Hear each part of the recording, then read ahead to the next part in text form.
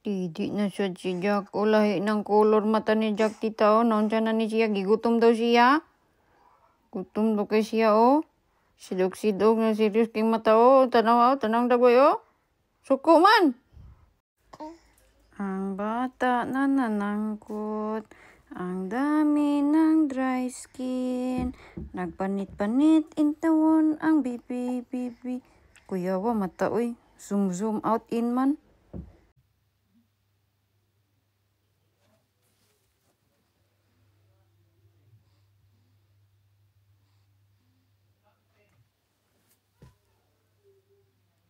Kay ang balay, wa pa me, nahuman ni Jening panghinlo. Gusto niya another banana. Good morning pala, utut. Si Jack nandun sa Facebook. Blue kanya mata doon. Klarong-klaro. Dito hindi man maklaro sa camera. Madilim man ito aming isang camera, titas. Tumatawa. Hi, Jack. Hi. Say hi, mommy. No. Ang bata. Gustong-gusto niya to ay kantahan. Ang langgam naglupad-lupad, pako ibuklad-buklad, sa hangin iduyan-duyan, nagulat sa ulan, lukso latay sa sanga, tweet-tweet-tweet ang iyang awit, lukso latay sa sanga, kay bantayan siya. Uy, suka!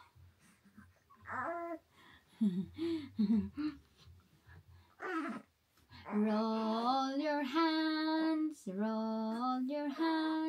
as softly as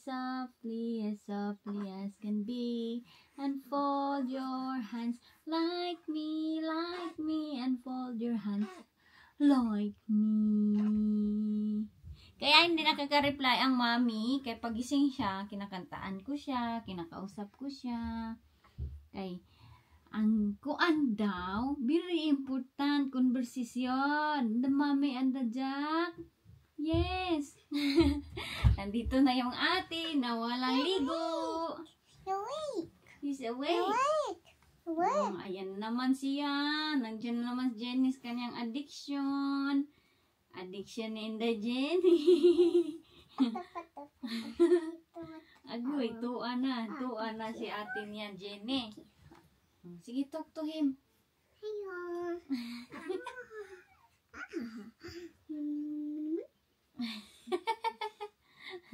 Si Jenny na talaga yun. Hi, Jack. Hi, Jack. Uy, kita pala yung aking tutoy na. Pula kay si Jack. Nag-utong-utong. Uy, lumiliit na ako. Hopefully soon, magliit na talaga ako. Ayan, oh. Look my arms, guys. Look. Ay, malaki pa pala, oy. Malaki pa braso at legs at mga mukha. Ano, oh? Landam na lupad. Say hi, Jenny.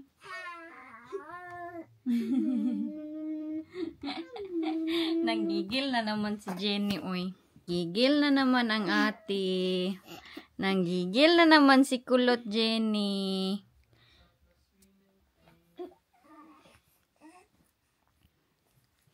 Honey?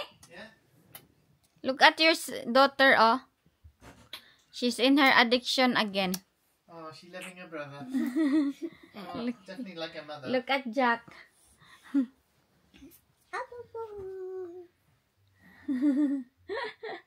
That'd be close then. Ha? I think that'd be close. Ang tiil ni Jack. Wa pag yun siya nahuman. Oh, 10 minutes na as Jenny diha. Magsigig kiss, magsighalok. Oh, na di na siya matatapos. Tua. Oh. Hala, sige, bira. You don't like it. Oop. Agoy. Ang way panudlay. Sige, kiss the baby.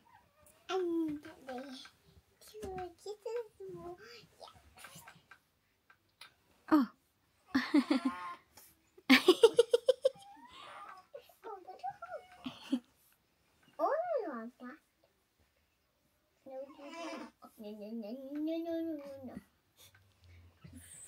TL.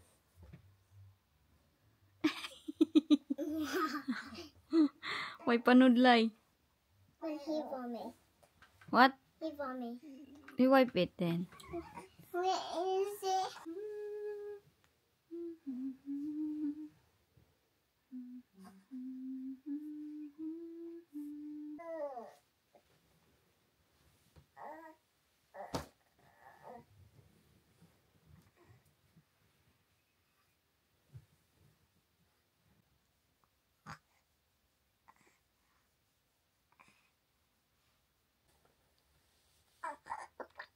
Oops.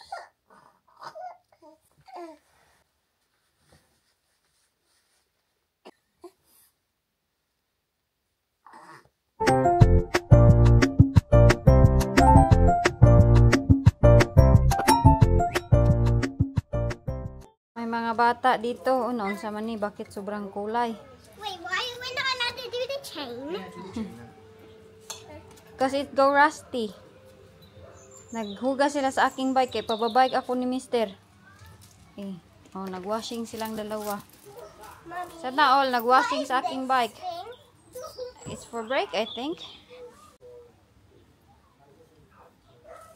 Grabe pala yung kuan kanina, liwanag. Listen to the bird, anak. Meron na pala kaming ano dito, oh, strawberry. Ang aking apple, malalaki na. Halahane. Oh. So, okay. Ayan, oh, malaki na itong isang apple ko. Oh, sana. Yan, meron pa doon. Tinupad ni Wen yung aking pangharap magkaroon ng apple tree. Yan yung aming apple. Blueberry. Ang aking pear. Madami. Ang cherry, kinakain ng birds. Ayan, oh, kinakain siya ng birds. Ka. Hindi na namin tumaantay na magpula-pula pa sila. Hinaharbis ko na. Nagbalik sila ay. No, bumalik. Oh no, you have to take a bath, anak. You have to harvest the strawberry that it's kuan red. Because ago yung aking pear. Ayan, oh, harvestin ko yan mamaya dahil kakainin naman yung mga langgam. Sayang. Balik. Ano to? Hangin kasi dito. Ayan yung mga plum. Huy, ang plum ito, kay para siyang mangga, no? Ayan, oh. Para siyang mangga. Harvestin itong dalawa dito, oy, nagwashing sa akin. Masipon na ba yan? Kuan, Jennifer. Okay. Hala, nag-ulan na. Get in. It's raining. It is. Come here. Nagkalat-kalat ang mga bata naligo. Mag-marinate ako dito ng manok. First time ko itong mag-roast dito sa aming lutuan. Kay si Wayne nag-request nito. Hindi ko alam kung anong mangyayari nitong ating manok. So, lagyan ko lang ng ganito, asin. I-massage, tapos i-marinate ko kay. Hey, I hope magparatong ng lechon Pilipinas. Roasted chicken gusto niya eh. So, mapapasubok talaga inyong inday ngayon. Ano man eh, oy, wala mang tiil. Di nila binibinta yung tiil. Ano? Magkuanta, mag SMR habang nag-marinate naman ako. Oh.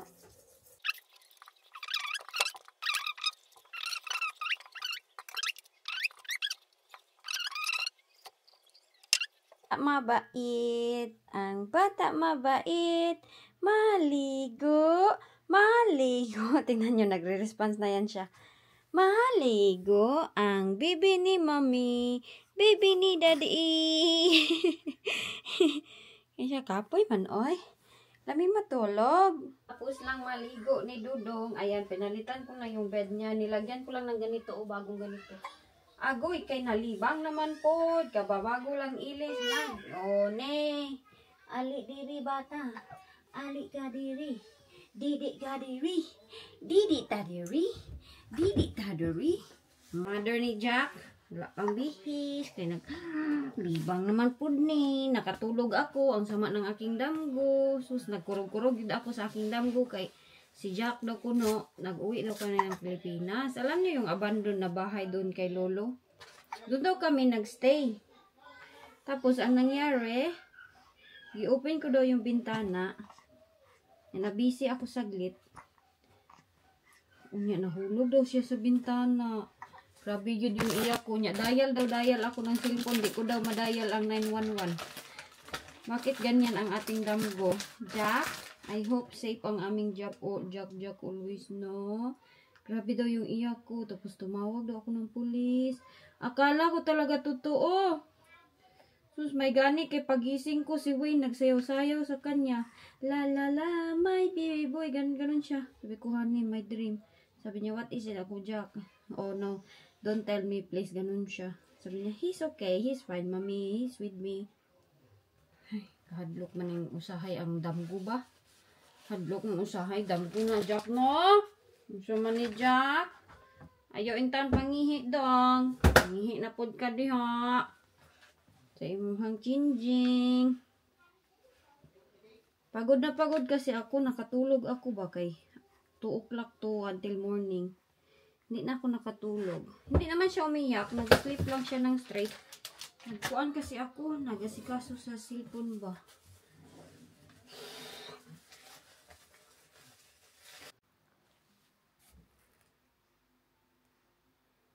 Nagmuni-muni po ni isa. Paborito ko pet ng manok.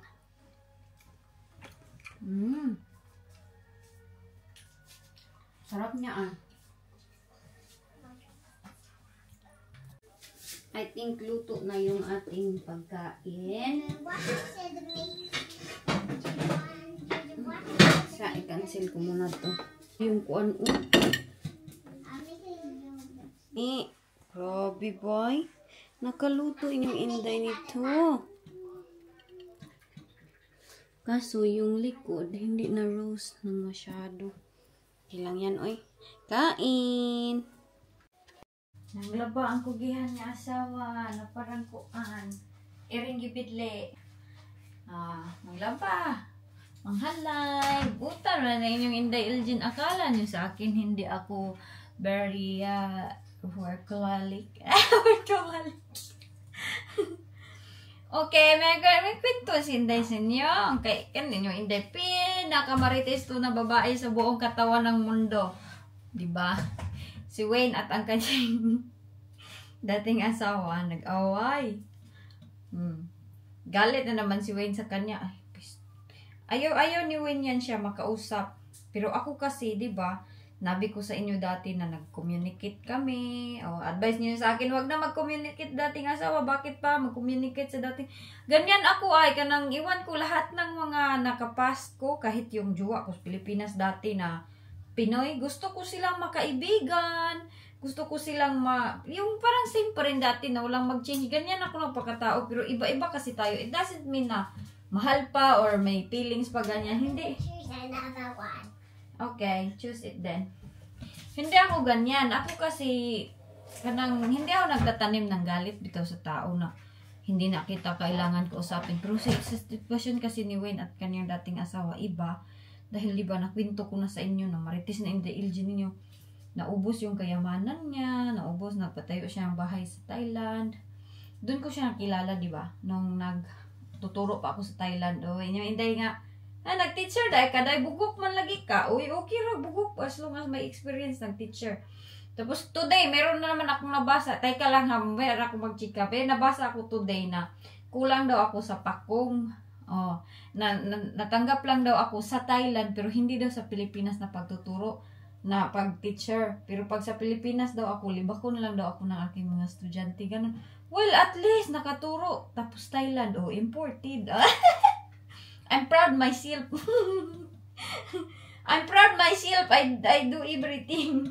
At least, di ba, kahit ang aking experience, kung malaman nyo lang yung aking experience, nag-aral ako ng college, na, baka masyak kayo sa aking experience, pero, wala pa, iba ka na kunti lang nakaalam ng aking past experience sa aking kanita. Sana all! Pero ganun ako, friend ko lahat ng mga past ko. Gusto ko pala, hindi ko pala friend. Yung mama lang ng aking ex dati, friend ko siya, yung kapatid niya, nagchat-chat pa rin kami hanggang ngayon, nagkamustahan, ganun. Still, family pa din yung treatment ko sa kanila, nandun pa din yung respect, ganun ba? Nung nung naoperahan yun siya, nag-communicate kami na auntie. Last few weeks din, nag-chat kami nila auntie na kumusta ako sa kanila. Ganyan, wala yung Malaysia, oy. Ngayon na nga, doon na tayo sa point. Doon kaya, maritis Inday, oy. Huwag kayo magalit kay ang aking mga topic pa iba-iba. Okay, buang lagi ninyo Inday, may misaltik ba? Hindi mapukus-pukus sa isang topic. So, ayun na nga, di ba? Yung dating asawa ni Wayne, nag-chat kami. So, we're friendship! Very close! Oh, naglibak pa na si Wayne. Gilibak ko pa si Wayne. Pero ayaw kasi ni Wayne, makipag-close ako sa kanya kasi alam niya daw yung ugali. Bahala na akong buhok ha. Alam niya daw yung ugali, makipag-chat lang daw pag mayroong tuyo o gano'n. Pero ako kasi hindi ako naniwala sa kanya. Pinabayaan niya ako, sabi niya, up to you if you want to talk to her. Pero ako, ayaw ko makipag-usap sa kanya. I don't want to be friends. Wala. Sabi niya, wala akong connection sa kanya. Wala nang, basta kay nagalit. Yung sabi niya, I have different experience sa'yo. Ikaw, yung dati mo, wala kang mga tanim na mga kuan. Pero ako, meron pa rin something. Sometimes, naiisip ko, naubos na yung aking mga ari-arian ng aking asawa. Magpatayo pa ng bahay. I did everything sa lahat sa kanya. Pero hindi niya na-appreciate. Nagyaw-yaw na yung uncle. Nya, ako kay friend, gusto man ko mag-friendship sa kanya. Sabi niya, it's up to you as long as na kanang may limitasyon. Di ba? On and off yung friendship namin. Oh, on and off. Tapos kagabi, is nakita namin yung picture ng kanyang anak. Huy, dako na kayong anak ni Wayne na katong half tie. Gwapo kay siya doon niya. Pinasa ko kay Wayne yung litrato. Sabi ko, tignan mo tong anak mo. Sobrang na ulitaw na good. Nya, pinasa ko, pinakita ko sa kanya. Na-remember na naman ang uncle ninyo. So, ito nga, kay ang story nito, si Wayne at ang dating asawa, hindi na sila okay. So, ang dating asawa, nag-communicate sa akin. Okay kami, nag-istorya kaming dalawa. But, pagka ilang mga weeks, meron pala siyang, totoo palang sabi talaga ni Wayne nga, mag-communicate lang yan siya pag meron siyang kailangan sa'yo. Pero pag wala yan siyang kailangan sa'yo, hindi yan siya makikipag-usap sa'yo. She will never be your friend, sabi niya sa akin. She will never be your friend. Kaya para yan siyang venomous na ahas daw. Galit yun talaga si Wayne ninyo. Hindi ko man siya ma-blame kay dahil din sa kanyang na-experience na. Ikaw daw, i-divorce diretso-diretso na. Come here, honey. I want to see you, honey. Tapos, I miss you, honey. And ours, ating anak na lalaki, miss na miss ka na din. Kunya, pagkadating doon, diretso-diretso pala, iharap sa'yo yung divorce paper. Sino man di matraumatize niyan? Kahit ako siguro lalaki, ayaw ko na makadinig sa kanyang pangalan. Kahit sobrang sexy.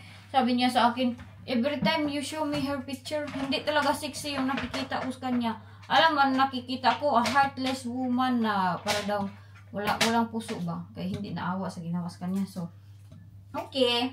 Nagalit siya kay ang istorya, inayos pala ng dati niyang asawa, inayos na yung adoption paper. Bahala magkita niya sa dating asawa, tinood man po.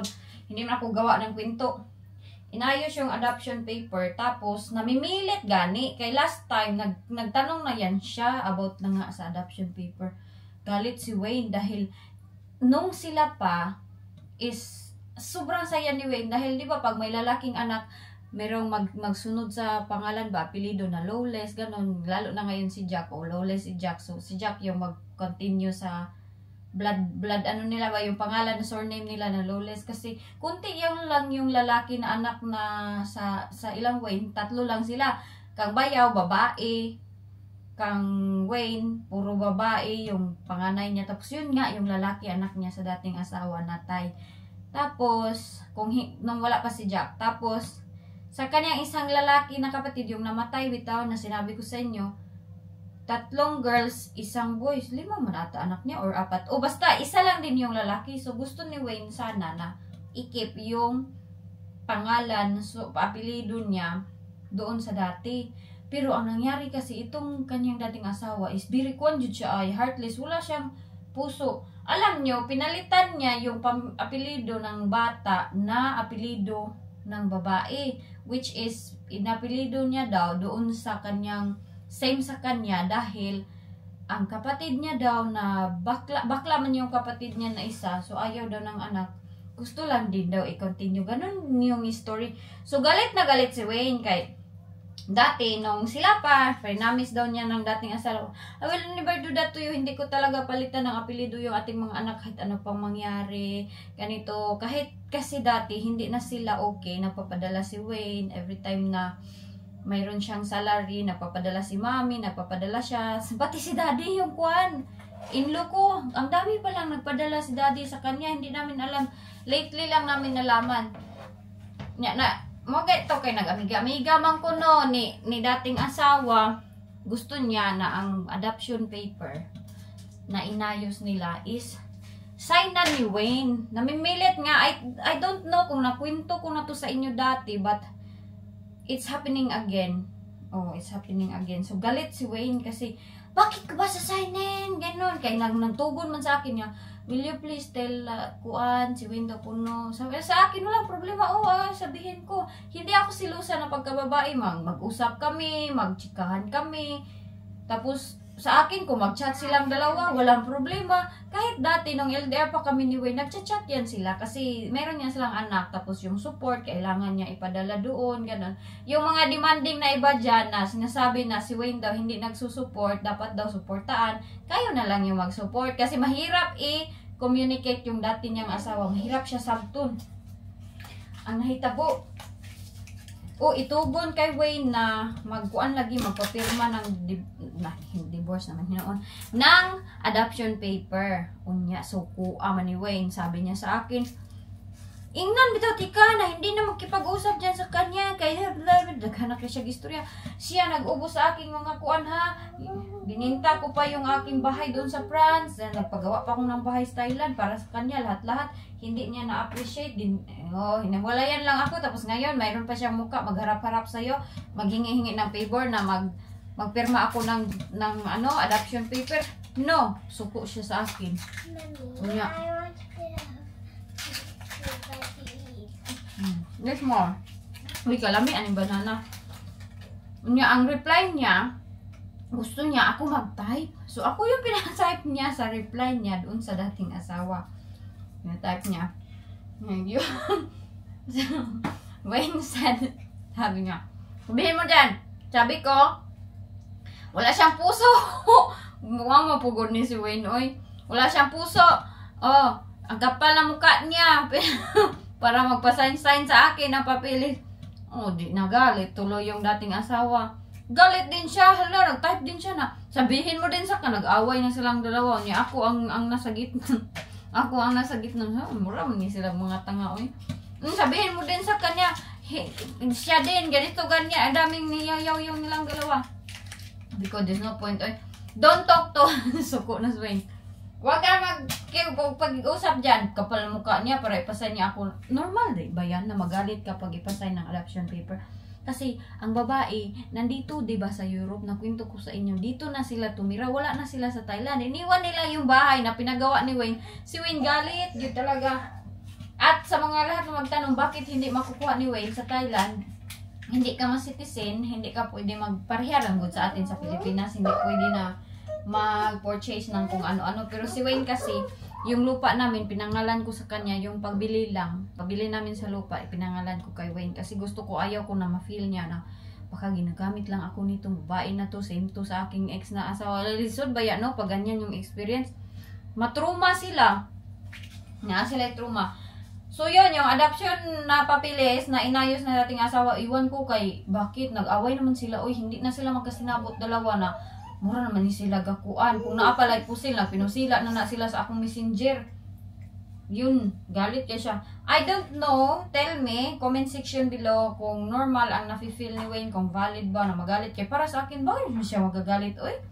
Sabi ko sa kanya, bakit man siya magagalit, oy? Sabi niya, kahit parang stranger na daw siya ng dati niyang anak niya pa rin yan, at he will never, sabi niya, hindi ko talaga gagawin na mag-sign ng adoption paper para sa kanya. Sino ba siyang kapal na mukha niya? Anak ko yan. Sabi niya, kaya pinalitan na diba yung apelido na hindi na siya kagaya sa apelido ni Wayne. Even na anak niya, yung lalaki na yun, hindi na sila same magka-apelido. Pero okay naman si Wayne sa anak. Ang anak din wala silang access, pero ang anak mayroon ng Instagram. Nag-aantay lang si Wayne na the right time na yung pag malaki na talaga siya. Sabi niya sa akin, baka hanapin siya ng kanyang anak, ganun. He's welcome here, dito sa bahay. Ako walang problema din. Kahit nung pag-meet pa lang namin ni Wayne, alam ko meron siyang anak. Pinopost ko pa nga sa Facebook yan dati, kaso nakita ng dating asawa. Galit yun siya kay private kasi yung dati niyang asawa na. Sabi ni Wayne, I don't know what happened to her. Nag-private naman yan ang kanyang Facebook. Oy, hindi man yan siya ganyan dati. Sabi niya, hindi yan siya ganyan dati. Everything you can see, mga golds niya, mga dahulaki niya, tutoy, nakuan, siksi ba yung dati niyang asawa, no? Wala lang puso. Ako, moody man ako, tanga man ako, yung mga tinatawag ng ating mga auntie dyan sa baba, tanga man ako, bobo, ano pa ba yung matawag nila, baliw, kulang sa kuan, o pakong, may tornilyo ang utak, o OA mo din lahat. Yes, you want more? Pero hindi ako gold digger, hindi ako kagaya sa dati niyang asawa na walang puso na gawin yan. Kung if mahitabo man sa amin ni Wayne yung ganyan, pero hopefully hindi no yung mga bulag-bulag kay daghan na ba akala namin na bulag na kayo Inday Elgin, yung iba bitaw hindi yung base lang sa title, hindi tinatapos yung mga vlog. Akala ko tagal na yan siya hiwalay sa asawa, hindi man pala. Pero I hope hindi kami dadating sa ganyan, but i-promise ko yan kay Wayne na kung man, sabi ko sa kanya, pag sometimes meron kami moment together, sabi ko, honey, if maghiwalay man tayo, no, we're not. Sabi niya sa akin, no, we're not.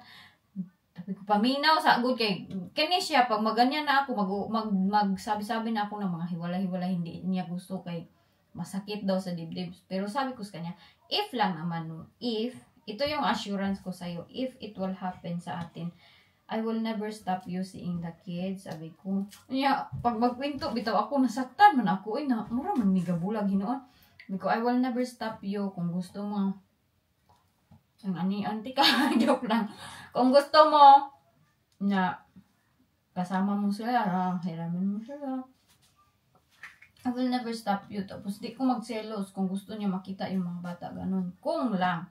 But hopefully, it will not happen. Kay sad, yung mga bata man makikita.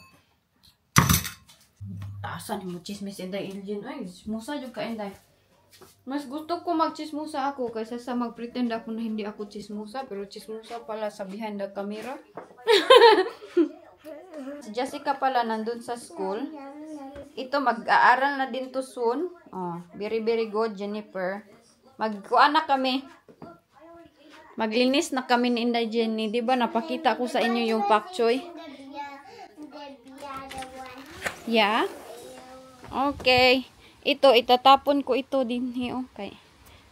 Okay lang yan. It's biodegradable. Maraming kakain yan ng mga birds. Ilabas to niya aking dudong ha. Galit sa adoption paper. Oy da. Wag yun ko'y buot no. Ako yun ang reason na nagalit si Wayne. Sometimes, honey, you know what? Magtanong pa ng question, honey, how did you make a baby? Nauna ko siya. Paano nyo ginawa itong anak nyo na lalaki, honey? Ganyan. Sabi niya, saan naman yan tanong? Pero alam nyo, andun yung bike niya na color red ang ligid.